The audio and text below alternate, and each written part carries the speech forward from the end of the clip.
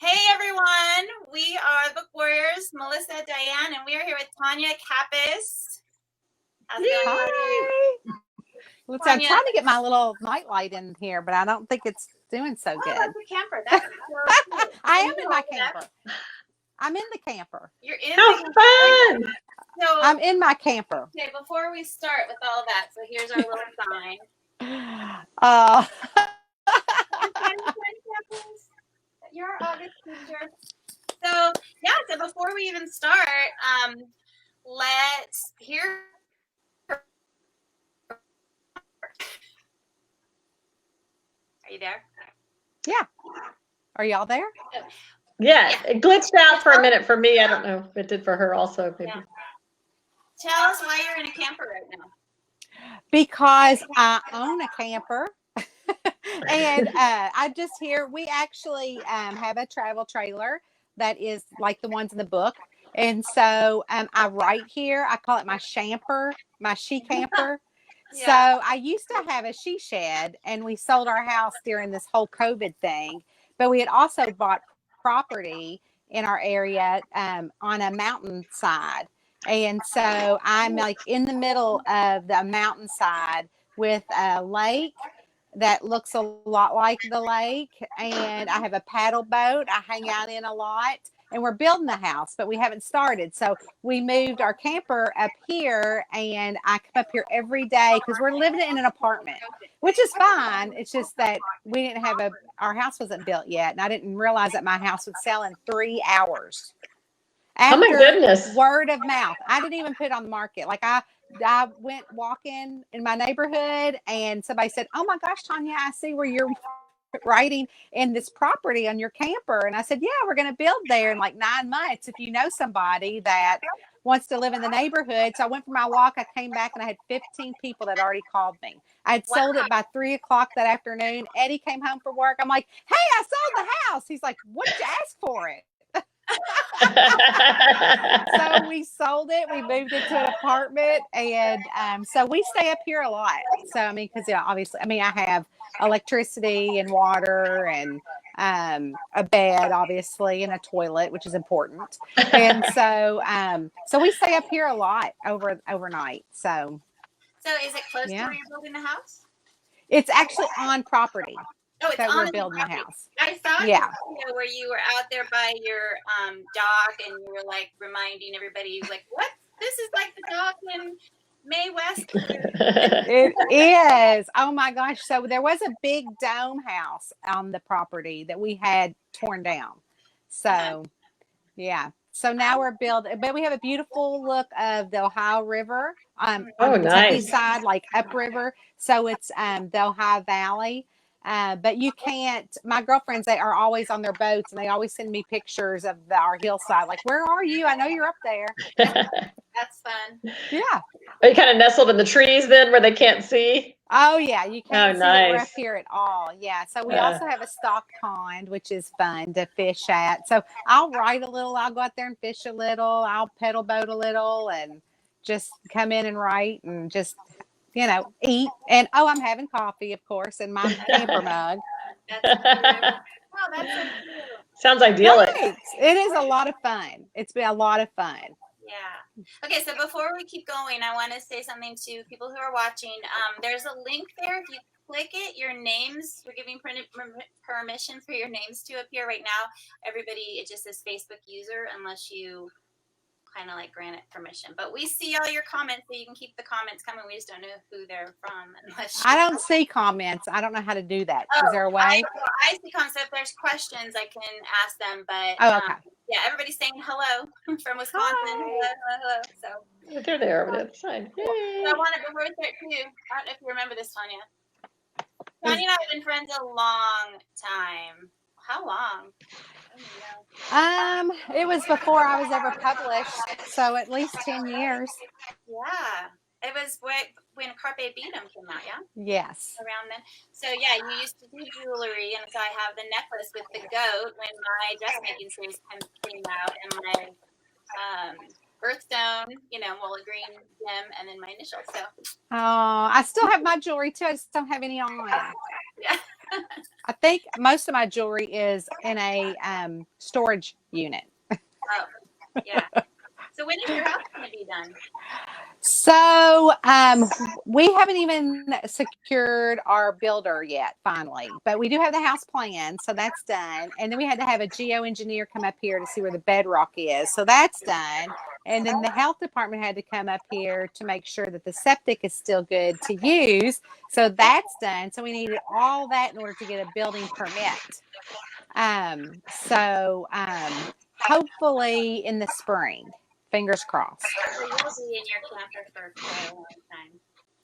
Who knows when it'll be? I'm just gonna live in my camper. Yeah, for a while. Get comfy. Well, we have a list of questions to talk to you about, and then I know you just had your new book come out in the series too, so we thought we could chat about that at the end. But our book club book for August was Beaches Bungalow. What is it called? I've got it.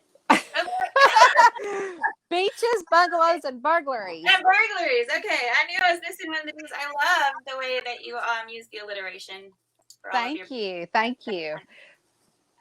So that leads me to a question which is not even on our list, but do you come up with the titles first, and does that kind of inform your plot, or do you come up with the plot and then try and come up with the alliterative titles to match? So, Misa, you know me. I'm a fly by the seat of the pants kind of girl. You know that if it can't be Googled, it ain't researched. So honestly, I'll tell you what, I have a lot of readers that come up with some really clever titles. And so I have one reader, she's always messaging me, oh, here's a new title. So literally like the last 4 books that are up for pre-order right now all came from her. So really, I'm not good at that. I like make a list of them, but my cover artist is the one who came up with the first 4. And I'm like, oh, that's great. And so I'm like, it's so cute. And I had no idea how I was going to incorporate the titles into the plot. But the first one, as you know, they have a beach theme party. And so I always try to incorporate like what the theme of their party is going to be for each one. And then sometimes I'll do, but it's always in the plot somewhere. So usually the titles are they're the first thing that come up, and then the plot. So right. That's awesome. That's clever. But I think that for me, I don't know, Diane, do you think that would pose challenges for me to make sure that I could come up with a plot that involved kayaks like your new one, you know? Yeah. Then I read the back and it makes so much sense, and it's an awesome premise. So well, thank you. Sometimes it's fun to have that challenge too, you know. I mean, I've written stuff in synopsis before, and I thought, well, how am I going to do that? You know, how am I going to make that happen? Like, how am I going to make this rhinoceros disappear from a zoo? And you know, you figure it out. That's part and of your creative side takes over, doesn't it? Yeah, that's part of the kind of part of the fun. But yeah, it can be a little daunting sometimes to go, oh, what have I done to myself? You know. Yeah, and then if I get stuck, I just sleep on it for a few days, and my subconscious solves the problem or comes up with what's next. Yeah, and if I get stuck, I just kill somebody. Yeah. And then it opens a whole new reason that you need a kayak to push them out. Right. They can have sex in Cozy Mysteries. All right, so let's talk about beaches, bungalows, and burglaries. So the name Mae West. Did you just come up with that, and are you a Mae West fan, or how did that name evolve for the name of your heroine? Because it's an awesome name, and it's a great connection to our classic actress. It added some humor too with everybody's reaction to it in the story. Well, that was the thing. So I love classic movies, and I'd rather watch those movies than any. I just don't go to the theater, but I'd like to watch the classics. I know when my husband and I were dating, he bought me a stack of just black and white classic movies for the first birthday because he knew I love them so much. And so when I came up with the title, I knew that I didn't want her to be like Mae West, the actress, but I loved the name and I loved the tie-in for the husband, Paul West. And it just kind of fit that lifestyle of the actress Mae West because she was very eccentric. And so Mae was living that kind of lifestyle after she had gotten out of Kentucky, which is 2 worlds apart. So I knew I wanted to have her that way. Plus, it's good for marketing. Yeah.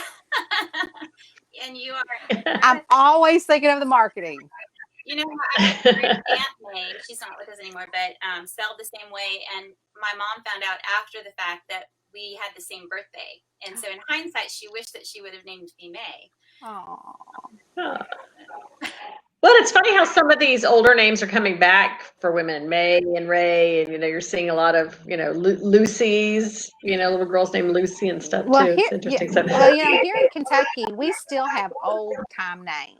We've never gone with a lot of the popular names. So I'm still around people who have, Maylin is a person I know, and they go by two names. And so, it's interesting because everybody says to me all the time, "Oh, that's kind of coming up."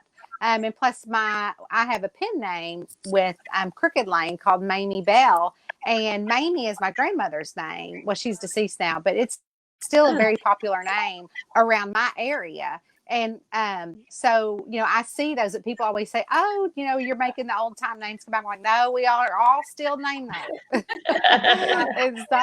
It's not old time for us around here. Yeah, my editor goes by Nettie, and she's from either Louisville or Lexington. I want to say Lexington, and her real name's Amanda, but she goes by Nettie. Yeah, that's a popular name. Yeah. In the South, yeah. The question that I had, we've kind of touched on, but maybe you can elaborate on it. We loved the whole RV park setting. It was original. It was really fun, and the sense of community there. And so I see that you have an RV. You talked a little bit about that, but how did you first get into the RV? Getting an RV. Yeah, how did that come to be? Is this the first one you've owned? Did you grow up going RVing with your family, or? Yeah, so actually, the Daniel Boone National Forest is in Kentucky. So my parents had a Winnebago when I was growing up, so we always went camping, and that was kind of like we always went to Florida during spring break, and then during the summer we always went camping. So we would go camping in the Winnebago, pile everybody in, no seatbelts at the time. So we would pile in, and we would take some friends of ours with us, and we would go camping down in the Daniel Boone National Park is really big. So we would usually go to Appalachia.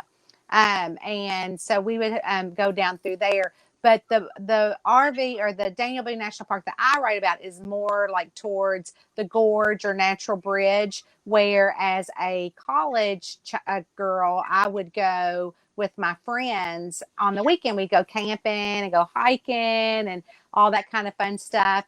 And so then, of course, my husband and I raised 4 boys. 3 are his biological children, and 1 is mine.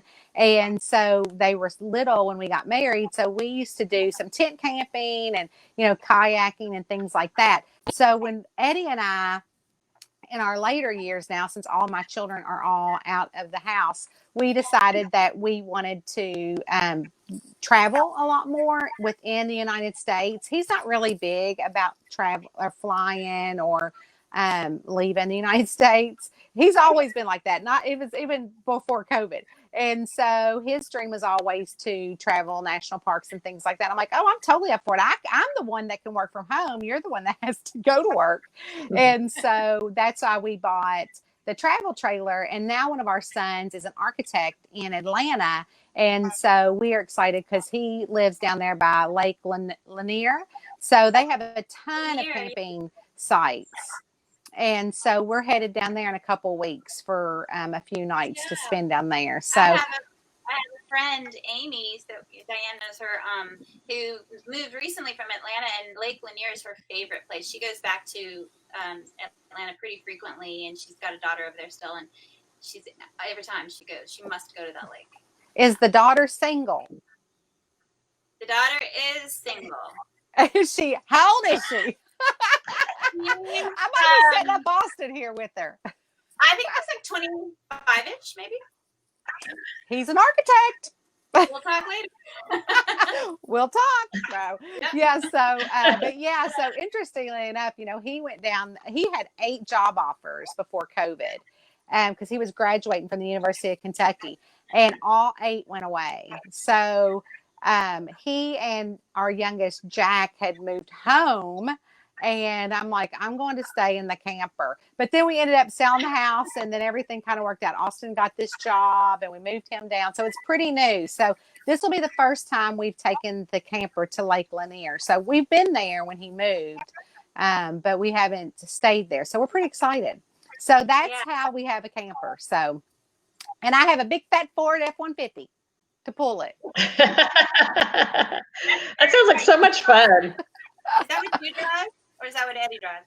Oh no! Well, I also no. He has a truck for work, but that is I drive it all the time. Plus, I have a tiny little Fiat too, so I go from small to Didn't big. you have a minivan when I was there? That was I did, and actually, we just literally we had that car forever, and it sat up here on the property. And I'm like, we've got to do something with it, so I end up giving it to my church. So they'll and so they have a program. This is our second car that we've given to the church, and they have a volunteer program called Wheels, where people that are mechanics within the church that volunteer their time. And so with anything that needs to be, you can get the car in perfect condition, or they can come pick it up on a flatbed. But my car was still drivable; it was in all good condition. So a single mom is going to get my van. So yeah, so we were pretty excited to do it. But yeah, it wasn't much, I knew it wouldn't be anything if we wanted to try to trade something in, so we just gave it away. Yeah. So nice. it was so old. It was like a 2005. I have very fond memories of you picking me up at that airport that was forever a million miles away. Oh my gosh, I do too. And I don't think that you had seen lightning bugs at that point in your life, had you? I hadn't, but yeah, because Diane, we didn't have them in Texas. I didn't remember seeing them in Texas, but we have them here. Yeah, it depends on where you were in Texas. Like Austin had them, but North Texas, not so much. I mean, we'd get them occasionally in Mansfield, but you kind of needed more humidity, it seemed like. Yeah. There weren't a ton. And where you were heading further up to Oklahoma, there weren't many. And I remember she was like, oh, like, those are lightning bugs. But Misa's been, I mean, you were there for like one of the kids' graduations. And we had so much fun traveling around. I know, that was so much fun. We need to do it again. Absolutely, anytime. To our neck of the woods. And then I'll just hook my F-150 up with my travel trailer, park it in your driveway. There we go. We have a boondocking. They call that boondocking. I'll just plug into your electric. Oh. It's a whole. Learned a new term. Yeah. Beaches, bungalows, and boondocking. That's right. Boondocking's a popular thing. Like if you see, like there's like this website called Harvest Host, and you can join it for like $20 a year, and it's like wineries, farms all across the United States that if you're traveling to, like, say I'm traveling to Yellowstone, it takes like 2 weeks. Well, not really 2 weeks, but like 24 hours. But you want to stop. And there's not a camp, because a lot of campgrounds, like camping is like exploded. And so there's a lot of places that have like a year wait time to even stay. Yeah, it's crazy. So these places have opened up spots on their land where you can go and boondock. And so sometimes the host will bring like wine or cheese, or you can, it's a really fun, neat little place. So it's becoming more popular. But it doesn't have like really kind of like water hookup or electric. So you'd have to run your generator or your, your water tanks or things like that. So it's really a fun thing. So too bad you already used the bees for your title. I know. Good. I know. I did use C twice because I wanted a Christmas book, but that's okay. I'm not planning on using any other letters. So. Too bad you already used the bees.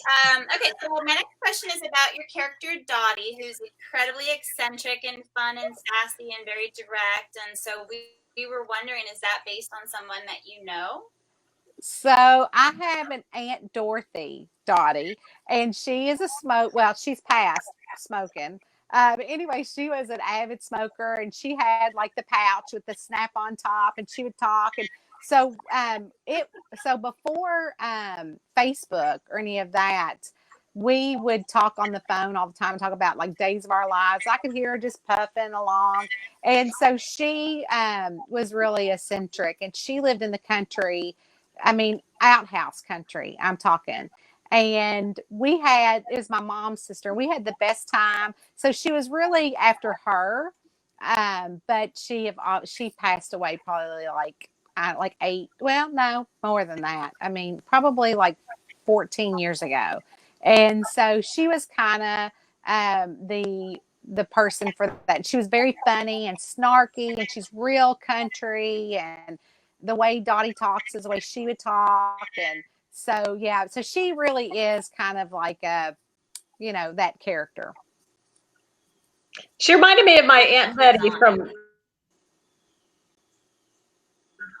West Texas, was a chain smoker and kind of no nonsense. She wasn't going to sugarcoat anything, but you could always count on her. You knew she had your back. So it was very similar to that. Oh, yeah. I love that. So I was looking at some of the comments. Cecilia Conilly is saying that she lives near Lake Lanier. And people comment from Lillian Gill about kayaks killing people. Oh boy. We have a Tracy Pudinsky from Left Normal, Kentucky. Oh, she said left Normal, Kentucky to visit you. Some Jane Dietz just finished kayaks moments before this started. So yeah, lots of engagement going on here. Oh, so good. my next names. question was, yeah, good.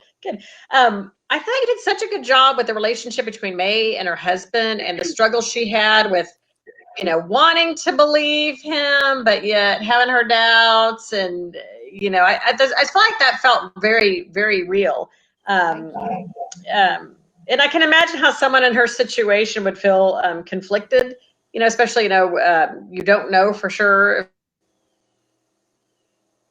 somebody's done something or not to that. So I'm just curious if you researched white collar crimes when you were writing this or before you wrote this, and read anything about how family members are affected by it. Did you not hear what I said at the beginning? If I can't Google it, I ain't researching it. So no, just really kind of what you heard about that Bernie Madoff. It was just kind of a skim of that. Because May has a lot of history. She has a lot that's unpacked in the book. Like, obviously, in the first book that her family had died in a fire. So that's kind of revisited down the line in Sunsets and Sabbaticals.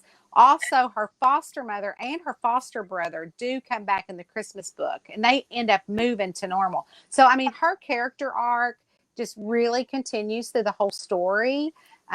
So you will get like all the background, like the readers will get all the background about her history and why she decided to leave, obviously, Kentucky, because she's from Kentucky, and then why she ended up getting married to him and their life together.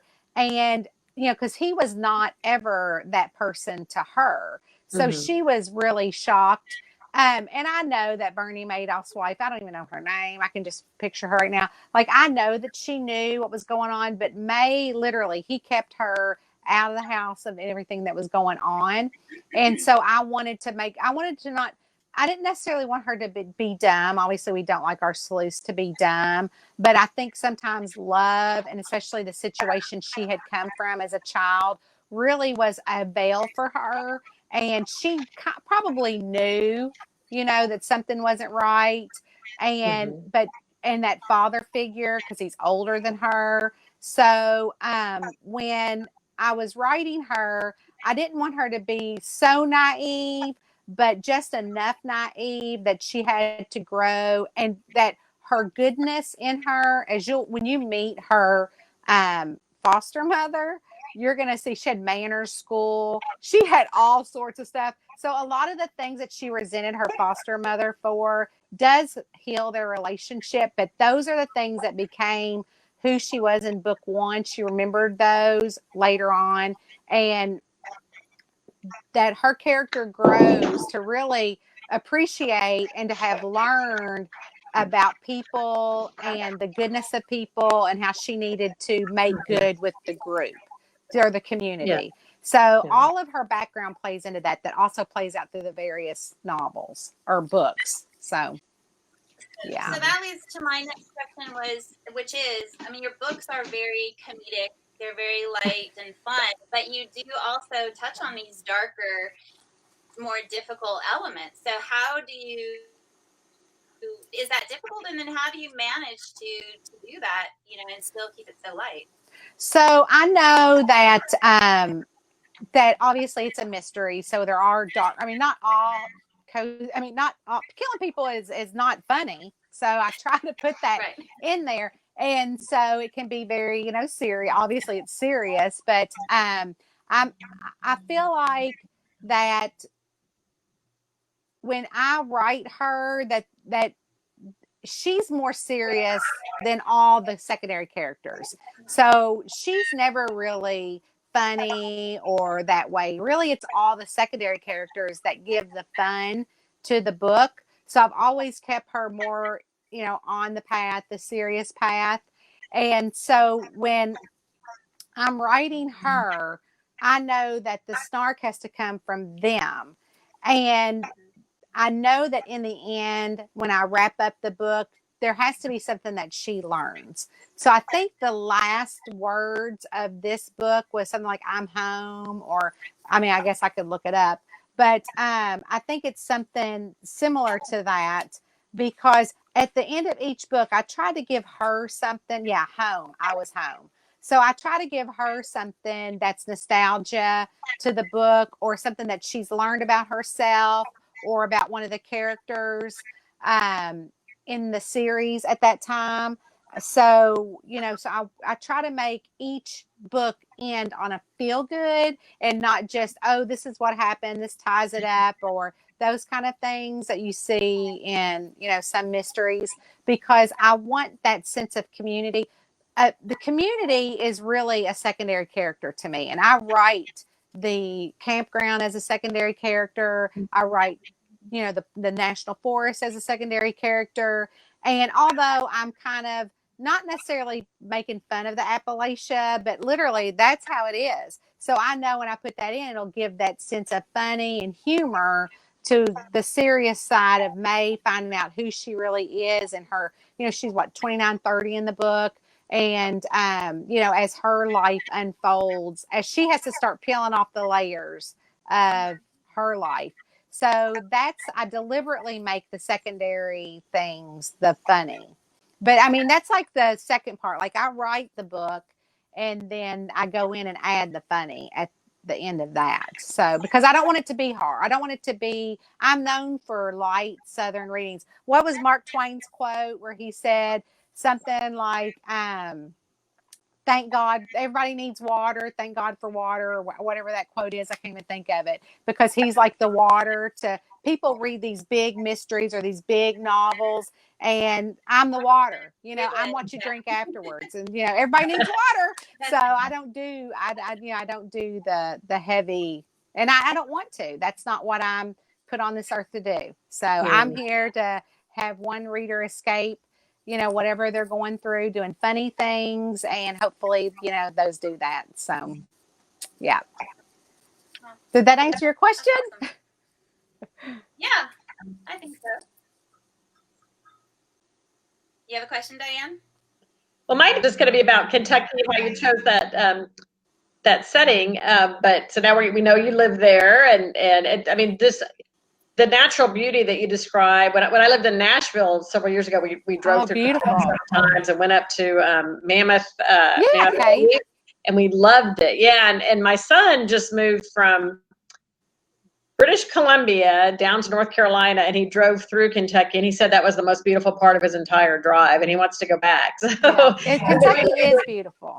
Yeah, maybe doing some. Yeah. Well, all my novels all my books, all my cozies are set in Kentucky. And so somebody had said the worst writing advice they ever got was write what you know. Well, that was the best I ever got, because I'm writing in my camper and I'm writing about Kentucky, and it hasn't steered me wrong. So, but I do love Kentucky. What was the advice? Somebody told you not to write what you know?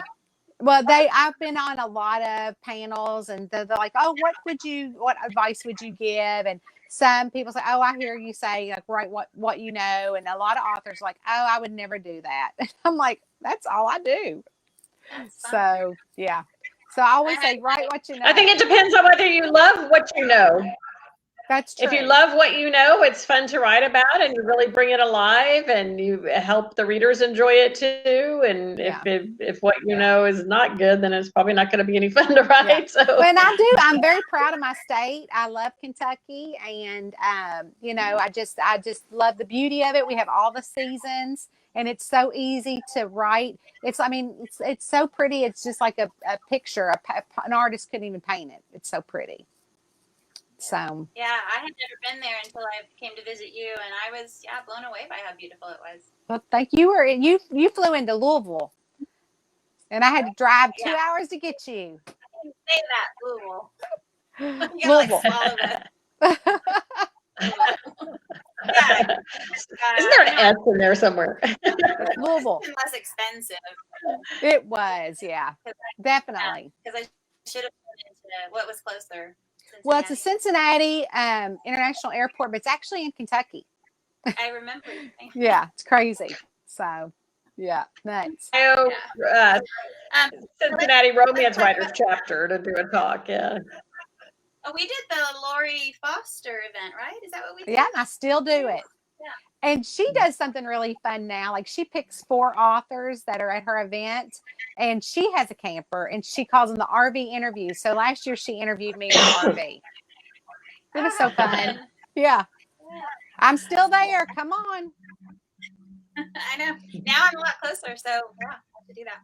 All right, so tell us about the Laundry Club. How did that come to be this group of women that end up being May's, huge support group and book lovers, but also different from one another? So I knew that, again, community is super important. And as much as I would like to not say this happens, but we are gossipy here, and we bless your heart in the same sentence. And so we like to say, well, honey, we ain't gossiping. We're putting you on the prayer list. So what happened is that I knew that I needed a group of women that were going to know some things in Normal, and Dottie had to be part of that. So although the campground does end up getting a working laundromat, I just figured, oh heck, we'll just put one in the town, because a lot of times if you're at a campground, you don't have a laundromat in the campground, so you have to go and do your laundry. So they have those. So I had gone to one laundromat in a town that actually had like beautiful sofas, and you could watch TV. So I'm like, wouldn't it be fun to have a group of people, various ages? Like I wanted young to the older ages, because I think each one brings different knowledge to the table. And I think, like with Abby Fawn, she's really good at, the internet and all that kind of stuff, where obviously Dottie doesn't give 2 hoots and a hound about it. And you got Queenie doing the jazzercise. And so I knew that needed to be somewhere in the book. So, of course, most towns in Kentucky, you have 2 jobs. Most families in Kentucky does. So I knew that they could all hold at least 2 jobs if they needed to. And it just kind of played out that way. So when I knew May had to do laundry and that it wasn't working at the campground. So that's where I got the idea of, I've seen that one laundromat that one time that was kind of, she. So I said, well, I'm going to make one of those in Normal. And then it was just called the Laundry Club. So then I just called it the Laundry Club Ladies. And so, they play a major role in major secondary characters. As a matter of fact, I got a bad review in one of my books. So somebody said, well, I really wanted the Laundry Club girls to play a bigger role in this part. But they had actually gone out of the campground in that book when May went back home. So some of them didn't go because they had other jobs. So they play a major role. Plus, they play a major role in the town. So like, Queenie, although she doesn't have any other job other than the jazzercise instructor, she is the Historical Society president, which you find out in later books. And in one of the books, there really is a Civil War enactment still in the Daniel Boone National Park called Camp Wildcat. So I got the idea that she was going to be in charge of this reenactment. It's the motorhomes, maps and murder. And so I thought, oh my gosh, what about if there was an escaped convict, that because there is a prison, and that is also written in one of the other books. And what about if he escaped, but at the end of, but when he was getting sentenced, he stopped and looked at each one of the jurors, and the judge was like, what are you doing? We need to take him away. He's like, I just want to remember everyone's face.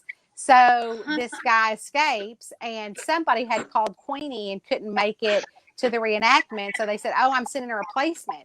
So this escaped convict, while Hank and all the others are looking for the escaped convict, he shows up at the reenactment before it starts.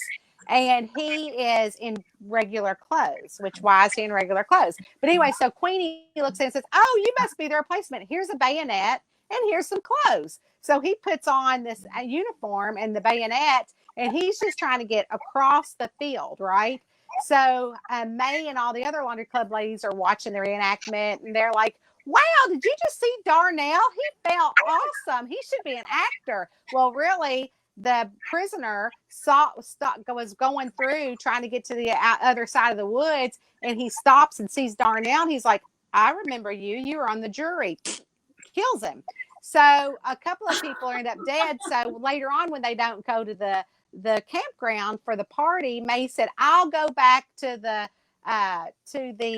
reenactment site to see if they're up there still hanging out and drinking some beer. So she goes up there, and there's 4 people dead, including the prisoner.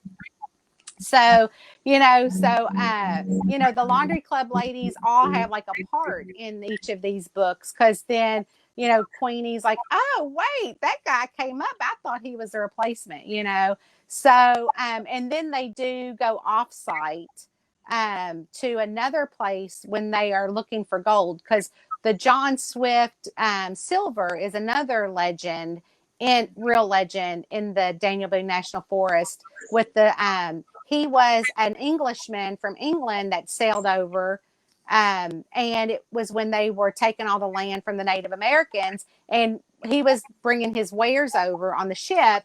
And he realized that this was not a good thing to do. So he started counterfeiting the English coin. And so he was hiding out in the Daniel Boone National Forest. So he would give it to the Native Americans, so that he would say, listen, when they want your land, just give them this, this English money. So they would say, oh, we're going to take your land, and say, no, we've got your money. And so they end up finding him hidden in some caves. And so he has tons of journals. He was taken back to England, tried, was in prison, became blind. But then when he got out, he came back over here because he made a lady friend in Kentucky. So she had all of his journals, and this is a real true story. So she had all his journals, where it had all of his treasure that he buried here in Kentucky in the Daniel Boone National Forest. So I did a lot of I did do research on that. But I have always grown up knowing. Yeah, I Googled it. So I had grown up hearing about all of these things. And so, like he would say, a rock would overhang, which was really a cliff. Like, all his verbiage was so funny, because as we know them now, are caves and cliffs and different things like that. But that History Channel actually last fall did a huge 2-week-long spread on John Swift and the treasure here in the Daniel Boone National Forest. So that was a lot of fun to write about too. And like, they all brought some different knowledge. Like Abby had brought some things to that about research and maps, and also Agnes, Hank's grandmother. Her husband, Hank's grandfather, was actually a treasure hunter himself. So she went with them and played a part in it. So they all bring something of knowledge of history to the area, so of each book. So that's what I wanted, that community. And I wanted them to embrace May, and for them to have some sort of influence in the community. Say, you know what, she's one of us. So that's why, a long story longer, that's why they're in there. We're getting some comments. Very interesting backstory for the way you write the series. People said that hearing all this is like reading one of the books. people saying love the Laundry Club ladies. Somebody said that didn't they recently find it? I think referring to the treasure. Wasn't that was something in New Mexico, I believe, wasn't it? There was a guy who had hidden something. Oh, I don't know. And Says wrote a John poem Swift's with, I don't know if that's the thing what this person's thinking of. Yeah, maybe I'm confused thinking of something else, but Yeah, this John yeah, and another Swift was person says at different specifically- ages adds various life experiences to be well rounded. Yeah. And not to get off topic, but I do write another series that's a sleuth, that's 50, and readers love her because we can all relate to her issues. So that's just a subplot: her hot flashes, going while she's sleuthing, all her aches and body things. So, but people love reading about the older sleuths. And so, and I love writing them, because I'm not. Well, I'm glad to hear that. Because I'm glad to hear that because I just sold a series to St. Martin's, and my main character is going to be 50. And when I pitched it to my editor, she liked it. And I said, people don't realize, when they're younger anyway, what a wonderful time of life this is. I mean, like I heard you say you're an empty nester. We're empty nesters. It's just, you're smarter. You know how to prioritize. You know what's really worth spending your time on and what's not. There's some financial security sometimes that comes with being this age. Your kids are launched, so they're off the payroll, so that frees some money up, and just some time to kind of focus on yourself again and some of the things that you enjoy, and maybe volunteer work or whatever. I mean, I really am, and I know Melissa is too. We're just finding we just really like this time of life. Oh yeah, I love it. And have some fun. And seeing the kids too, that they've gotten launched and they're pursuing their dreams and kind of feeling sort of like, whew, we did it. The hard part is done. Yeah, now it's on them. That's really nice. And early morning and 2 days and all of those things. Exactly. Yeah, but I think Melissa, what are we calling you here? I think she's Misa on the inside. She still has a baby in the nest, though. Yeah, he's turning 18 this year. It's crazy. Can't believe it. He's a senior, and so he'll be 18 in November, and he's our last. Yeah, and pretty self-sufficient. He doesn't have to go to community college and stay here. I'm not ready to let him go. Yeah. Oh, the cute baby. You'll feel that way for about 2 weeks, then you'll be like, I'm looking forward to weekend trips and stuff like that. Yeah. We love it. So what series is the one with your 50-year-old heroine? It's the Mail Carrier Cozy Mystery Series. She's a mail carrier. And so it's also a small town. And she has an adult son that is the coach of a local high school football team, which, we're cuckoo about here too. So it's a lot of fun. Yeah. Like Texas. When we look back at Texas. And she has the front porch ladies. They're all lined up waiting for her, And so they're known as the front porch ladies in that group, in that series.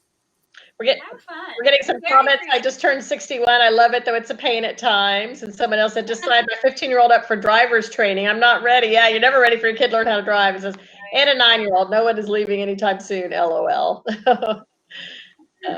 Yeah, 50 is the new 40. All right, like that. So here's my last question for you, Tanya. So I have to admit, The Killer was a surprise to me. And I won't spoil it for anybody who hasn't read the book yet, but I was kind of surprised. I thought it was going to go a different direction. So I'm curious about your process. Did you know that this person was going to be the killer when you set out to write the book, or did you just kind of, because I've heard other people say that they just kind of write all their suspects, and at the end they decide who they want it to be, and then they kind of go back and maybe tweak a few things. But I really just didn't see this one coming. No, I did. The entire time I knew that it was going to be this person. And I think that, I think Melissa and I have we've talked about this years ago. Like you write a mystery backwards, so I knew from the beginning who the killer was, who the victim was, and the motive. And then I filled in the other suspects. But most interestingly enough, Ava Cox, who is the lawyer in the book, as a matter of fact, becomes a staple in the whole series. So that's been a fun person to write because she's in this book. But she's been a good staple. But there's a lot of history that is uncovered as well with that whole storyline. But yeah, so my process sometimes changes because I do like sometimes I'll start to think, and I don't believe in writer's block. I never have believed in writer's block. I feel like if you are stuck, that you have written yourself into a hole or that you didn't do it, you've gone wrong.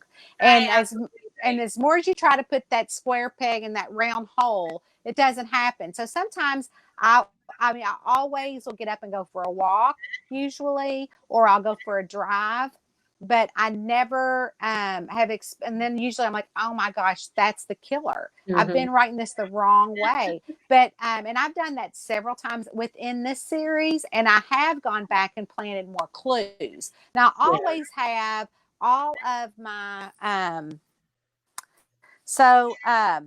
I always have, let's see if I have it. So here is Kickbacks and Kayaks. So I always have let's see if I can find it here because I always keep my stuff with me, but I don't know if I can show you any of it. You still have a new journal for every book, Tanya? I do. But this one is a different one. So this one you can't really tell, but I've got like the suspects listed, and under each of them I write what their motive is. So I think that so when I'm writing, I do check off the clues because I know what clues I have to have under each one of those. So sometimes I go back and I'm like, oh, they really have more of a motive, so that can't be the killer. So this one has to, because they need to slide under the radar. So that is hopefully what I do. So I have gone back and done that, but in this particular book, it was the first in the series, and I needed it to be plotted out. But Misa, I have graduated to the bigger notebooks because I just have to have more room to write. So each one has. Each section is one book. Oh, okay. So in this book now I'm writing Gears, the grills one, which is another one, and then it has like my plot for paddles, and Kayaks is in here. So that's the one just published. So anyway, so yeah, your camper would be so full of journals, like it would take a whole room in a house. Well, when we were moving, Eddie's like, all these notebooks are filled up. Do we need them? I'm like, yes, put them in storage. Well, you never know. Like I do keep a series Bible. One of my things that I do always have with me that didn't go to storage is I buy these little telephone books from the Dollar General store. And so they're $1, and it's like its own phone book for each series. So every character that I write about is in here. All of their like town stuff. Mae West is under M for May, so it talks about her. But everybody is it's like a little phone book. That's a great idea. So yeah, so it's kind of like a series. So organized. I'm very organized. It's bad. Oh, you don't even want to know. I mean, you don't even want to get my planner out. No, I know, because you're a big planner. I write on Scrivener, and so everything is digital notes. I have the note sections and everything there. And I want to be a journaler and a planner like that, but I try and then I forget about it. So I try to use Asana and Scrivener. I bought all that, and I just can't do anything digital. I'm not even a calendar. Like I tried to do my iCalendar. I mean, I linked them all with Google, but I can't do it. So you write them all out longhand? No. So I will write out like chapters, and I do a synopsis for each chapter, so I know where the clue needs to go and where the turning point is. It's not always. I know I write. So for HarperCollins, they required me to write 50,000 words. That's it for my cozy mysteries. So if 50,000 words is good enough for them, it's good enough for everything else. Except for Crooked Lane wanted 80, and I got to 60. I'm like, this is all you're getting. Wait, so that was your Ghostly books? HarperCollins is the Ghostly books, yeah. So I own all the rights to those. So at the third contract, I did turn that down because I'm gonna continue to self-publish those and make my own money. So, anyways, but I love being with them, and I mean the door's still open. I mean they're great, and I had the best editor in the world. But anyways, so I that's how my process is. So I write 20 chapters every day. I write 4,000 to 5,000 words every day. And so I can generally get a first draft done within 2 weeks. Okay, So tell me about that. You write 4,000 to 5,000 words a day. How long does that take you? What time do you start? What time do you finish? So I start like 8:30 and I can be done by like 11 or 11:30 in the morning. And they might not be perfect words, obviously for a first draft, but they are pretty. I've gotten to the point now to where I can be almost a pretty good, perfect first draft. But I write 5 days a week, at least. Like 3,000 words a day is a good day. What? Yeah. What, Diane? She said 4,000. 3,000 is a good day for me. So I do writing usually sprints. it's more. And Yeah. so I do them actually I just get on YouTube and I Google writing sprints. There's a girl that I follow who doesn't know me from Adam. And so I'm always on her writing sprint every Tuesday, Thursday at 8:30. I'm like, I'm here. And so it just keeps me accountable and it makes me, so I treat it like a job. Like I get up every morning, even in the apartment, I get a shower, and then I drive here. And when I was at home, when we had a home, like a house, I would get up every morning and do my routine and be at the desk at 8:30. So, and I treat it like a true job. So then I take a break. I always eat lunch at 1:00 for Days of Our Lives. And then at 2, I do, at 2 to like 4, I do all the business stuff. I try to check emails. I'm not really good at that. I know you've sent me a few. But I do like business things between 2 and 4 and schedule any kind of appointments or interviews that I have to do for that. And then Eddie comes home and I put it away. And then at like 7:00 at night, I get on social media. And that's when I get on social media while he's watching MASH. And then I'm generally off by 8:30 and go to bed by 10 and get up by 5. Just having a good. So someone has asked if you've ever made a reading journal. I don't know what that means. Yeah. Now I do. I think for books that you've read, like, do you keep? Okay. I'm guessing that's what that means. I don't know, or maybe they're referring to my newsletter sign up. I created a reader's journal. So for readers, so if they sign up for my newsletter, they get a PDF of this that they can print off. And so I already had that. So they can like log the books that they've read. They can give it the many stars. They can write their reviews. It has various different writer or reader sayings in it. It was something that I put together lovingly for me to use for myself. But if they're referring to what I read generally nonfiction books. I rarely read a lot of cozies. I don't do critique partners. I feel like we're in the stage of the game where we don't really need that. We might need plot partners. I do have a group of women that are plot partners. We go to Aspen once a year and do plotting for our books for 2 weeks. So everybody gets at least 3. They get like at least 3 books each that we plot. Your emails, Tanya, when we were in Colorado, we were like so close. And I didn't know that. I was like, oh my gosh. So yeah. Emails, Tanya. I know, but now we're better. We're on the East Coast. I know. Yeah. And I mean, I like going there. I mean, it's a free place. It's my girlfriend's house, and it's beautiful. But we're there for work. I mean, we get up and we plot. Everybody gets 3 days of plotting, and so none of them write cozy mysteries. So a lot of times they're like, "Oh my God, what about the Baptist preacher did it?" Keep reading the series. They love to kill people, and I'm like trying to come up with romance stuff, and they're like, "Oh my God, this is so much fun! Let's kill the Baptist preacher." So I don't really read a whole lot of cozy mysteries. Like I will if people need like a quote or if I'm doing a book club. Um, and so those kind of things to answer questions. But as far as me keeping a reader journal, I do a whole lot of nonfiction things like Tiny Habits. I'm reading that now. I do The Artist's Way. I love that. I do morning journaling called Morning Pages before I write.